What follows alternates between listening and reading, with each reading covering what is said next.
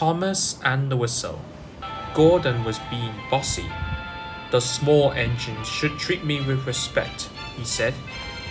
"You three tank engines should whistle to me whenever you see me."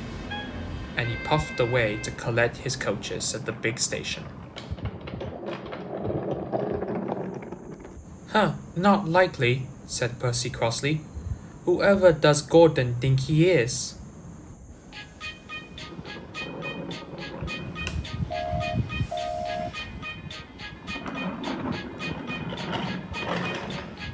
But each time one of the tank engines see Gordon or pass him, he grew cross whenever one of them didn't whistle to him.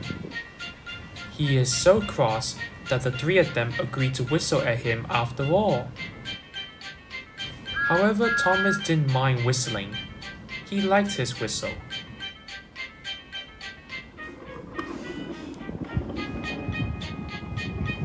When Thomas came into the junction, he whistled to Gordon. "Well done, little Thomas," said Gordon as he puffed away with the express. Thomas chuckled. "You're an engine who knows his place." As Thomas puffed along his branch line, he was still whistling.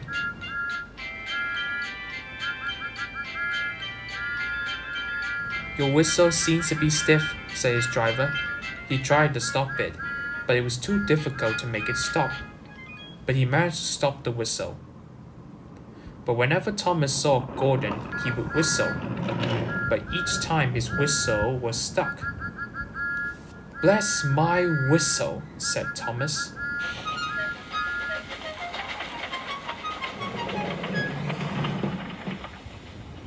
Edward pulled into Wellswood Station. Duck was there. He was taking some empty trucks back to the yards. "Hello, Duck. How are you today?" "I'm fine, Edward." Then they could hear the huff and the puff of Gordon rushing through the station. Duck whistled as he went by. Duck told Edward what Gordon had said. "He expects that we tank engines to whistle at him whenever we see him to show some respect." "Oh, typical Gordon," said Edward. "He'll soon get what he was coming to him." "Agreed," said Duck. But he was glad to return to the sheds that evening. "Phew, I'm tired and worn out," he said. The driver agreed, but he gave the whistle one last test. But as he pulled it, the whistle went on, and by now Gordon was annoyed. He thought Thomas was being cheeky. "Stop that noise!" he shouted.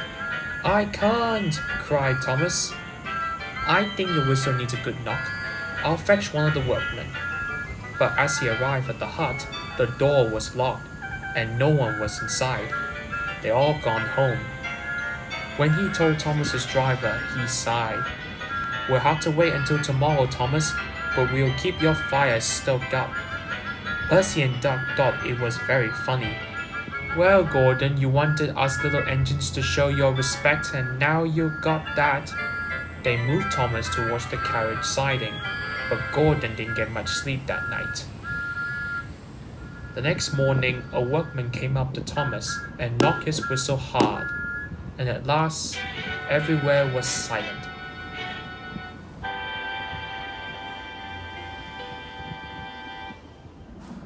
Later that morning, Thomas pulled in with his coaches at the junction.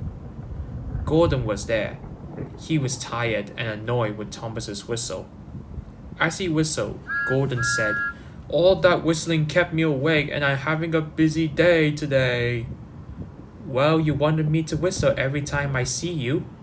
Gordon wished he hadn't been so bossy. As he left, Thomas smiled cheekily and gave Gordon a little peep peep. "Oh, get me out of here, driver."